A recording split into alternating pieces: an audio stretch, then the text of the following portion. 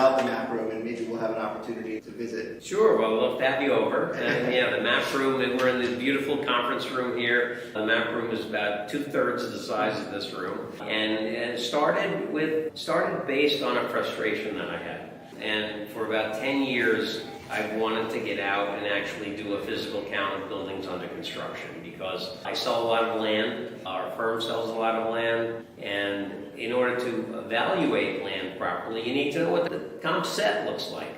What else is being developed? What else is coming online? What is the competitive landscape going to look like when this to-be-sold piece of land will be developed and have its product come to market? And in New York City, there's a fairly good pipeline of condo supply, but every brokerage firm has a different number. One big firm will say it's 9,000 units, one will say 6,000, and it's because when do you start counting a building? When do you stop counting a building?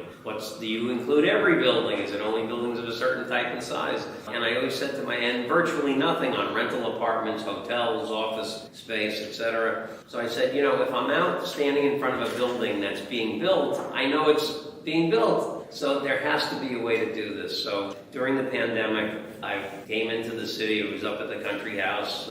Left the city in a hurry, came back needing some stuff, and the city was a ghost town. Every store was closed. There were no cars on the street. And I said, if I'm ever going to go out and walk around the city and drive around the city, now's the perfect time to do it. There's no traffic.